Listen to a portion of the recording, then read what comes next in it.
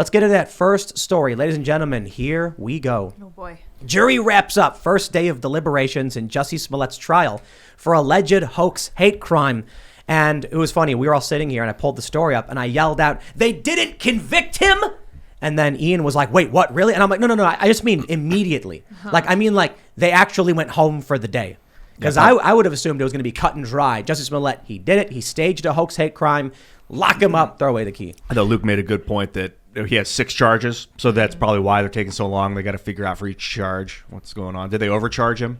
Have you guys been watching it? Has it been like broadcasted? No, but I've been watching the tweets, people talking about what's going on. And I think in Chicago, they don't allow cameras. I've reported from juries, from courtroom proceedings in Chicago. You basically have to go in, listen, write stuff down, run out, and then tweet, and then run back in. Is it a federal case? It is, right? No, it's state level. Oh, okay. Yeah, it's state. Well, that's also what you have to do in the federal court proceedings, and that's why a lot of people have been relying on Twitter and people's Twitter accounts to find out what's happening in the Ghislaine Maxwell case, which we're going to talk about in just a little bit. Right. But for this particular case, I mean, there's a lot of charges. We're still waiting to see what they're going to deliberate on. Some people are saying that he was overcharged, but obviously there's a lot of things weighing here. A lot of people are paying attention to this, and there's a lot of interesting news surrounding Don Lemon, who also is being accused of some very serious accusations and faces his own kind of trial upcoming as well. But this is the big part right here. In closing arguments, Special Prosecutor Dan Webb accused Smollett of lying under oath. He laid out 6 key pieces of evidence he said proved the actor planned the fake attack with the assistance of Bola and Ola Osundairo, 2 acquaintances from the show. He was hoping the Osundairo brothers would not cooperate with police. He got exposed, and now we're in a trial. That's something. We were all glued to the Rittenhouse trial. We know some of those people were up there lying. No one said anything about it, not even the defense. Now we have the prosecutor outright just being like, he's perjuring himself. So the prosecutor might actually bring perjury charges. What kind of sentence is he facing if he's convicted on this? Well, I can't tell you. I'm not a lawyer. What I can say is it's 6 counts of disorderly conduct, but they're felonies. He's pleaded not guilty. So I'll put it this way. Some people have said, dude's not going to get prison time for this because he's like a celebrity. He's rich. It's a first offense. It's a silly political thing. And I'm like, I don't know how much time he'll spend behind bars, if any, but he'll be a felon. He can't travel internationally anymore, or he'll struggle to. Can't own a gun, can't vote. Yeah. So that ends his career. That ends basically his life in a lot of ways. This is the kind of thing where you make a fake accusation and you're trying to frame somebody and you're trying to cause something bad happen to somebody else in general. Was there like a victim here? The victim was what? Just him trying himself. It was just him trying to get attention. No, right? The victim was Trump supporters. Right, in general. And Trump's character. Right. And it's remarkable how many people just were willing to and wanted to believe that there were 2 big old Trump supporters downtown Chicago at 2 a.m. who saw the lone, gay black actor from Empire and were using that against him. And it's just it's the most ridiculous story and nobody believes it, right? The funny thing is when the story first comes out, people had a little bit of like even I think a lot of people on the right were like, could that have happened? Like that sounds like BS, but I want to see more, right? Then we jump to conclusions. And then it was very obvious. I was like, oh, this dude staged the whole thing. Well, the corporate media was selling this lie like it was hotcakes. They loved this story. He was on ABC News being interviewed, crying on national television. The anchor was calling him a national hero. And everyone was making the points online, especially the blue check marked individuals, especially a lot of celebrities. If you don't believe this story, you're a racist. You're just as bad as the people who attacked him, which is absolutely freaking ridiculous.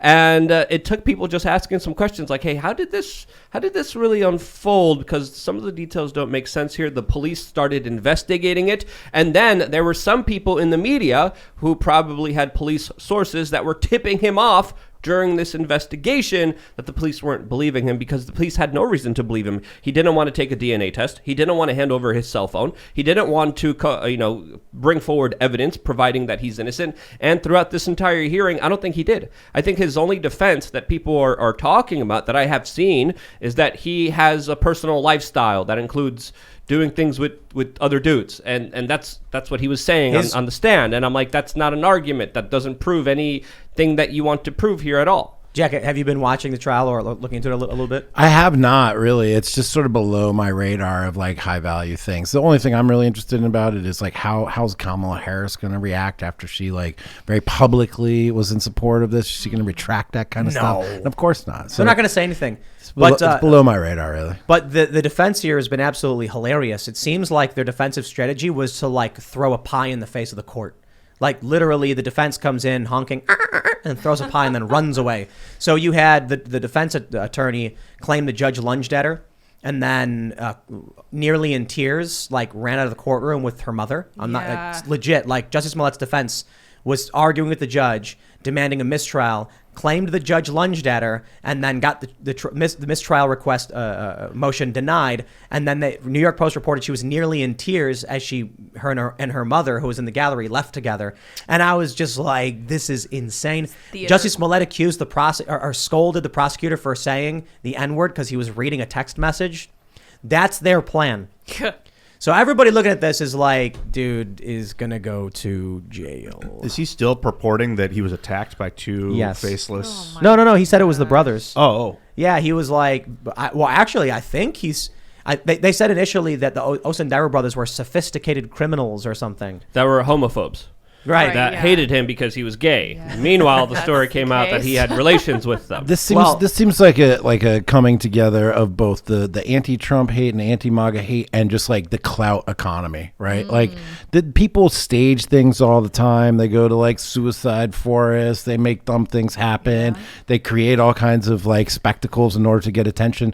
Do you think that the guy just was like, all right, maybe you just went one step over the line in terms of the cloud economy and like trying to just fake attention for himself? One step? Yeah. I mean, he jumped several steps. He jumped over the line. He he sized it up. He ran. He made the leap, and then he stuck his legs out. He was really trying to get as far past it as possible. He's like an example of the insanity that culture has reached. Like he's a young, insane guy thinking that this is acceptable in any way. Have you seen the what are they called? Alters. Have you seen this? There's a subreddit called what is it called? Fake disorders or something. And there's a bunch of people on TikTok who have fake they make up mental illnesses. I saw this, and there's a woman, and it's like an alter, meaning they create creatures or things in their minds that like can take over their body or something. And then there's one video that's on Reddit right now where the woman runs outside and is doing like a Smeagol dance in the rain and squeaking and squealing while people are like, "Aw," and then she comes inside and starts crying, saying she didn't know that rain was wet. There's a ton of videos like this. There's the one video where this young woman is like, "I am a doll. My name is Doll. I am doll self." And then like one eye just like moves. And then she's like, "I am an alter." And then they have another thing. I forgot what it's called, but it's like a mind companion where they create a fictional person in their brain they talk to.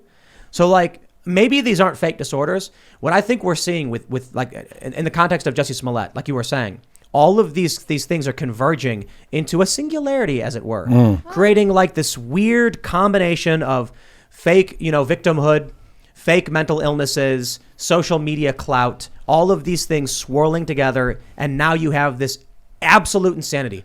Smollett went the I'm going to stage an attack and get the police involved route. Other people just run around like Smeagol from Lord of the Rings, like oh, in the rain. And it works. They get clicks. Singularity. Where have I heard that before? Now, also, when you were bringing up the disorders on social media, the first thing that I thought about were some of the TikTokers that were pretending to be at Auschwitz.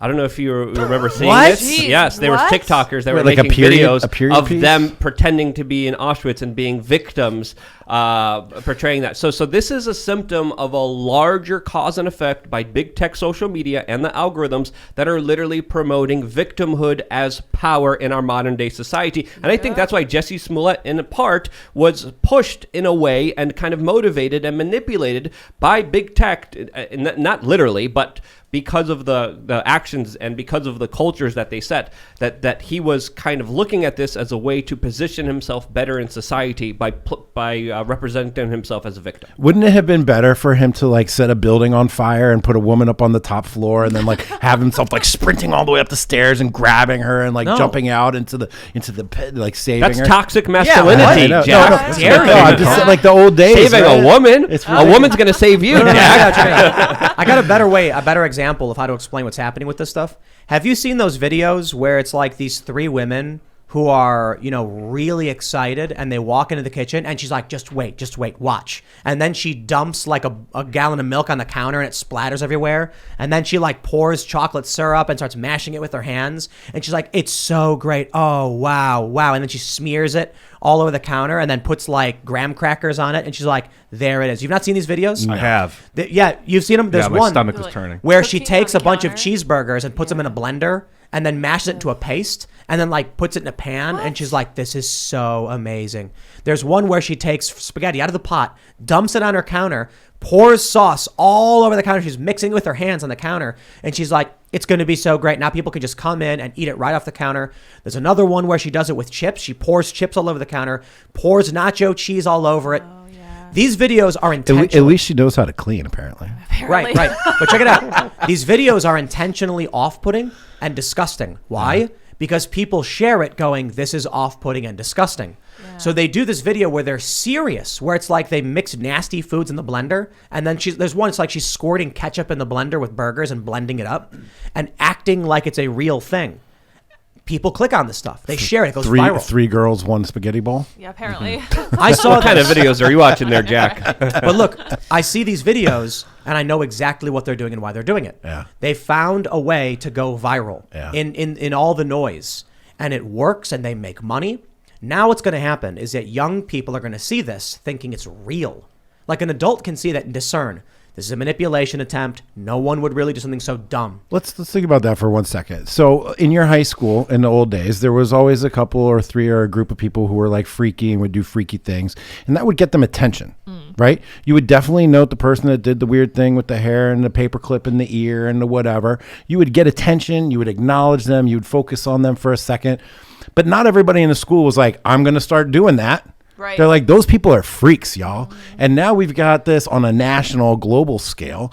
How many of the people, I have to think that my kids, if they happen to come across this crap on social media, which they're not on very often, is maybe they're just like, yeah, whatever. I'm looking at it. I'm laughing at it. I'm pointing at it. But are they really inspired to do it? Some seem to be. In 2006, I started making YouTube videos in 2006. You'd get the occasional random person that's like, I'm going to dump spaghetti sauce on my head in a video to get attention. And it would be really weird. And you'd be like, okay, I'm not going that direction.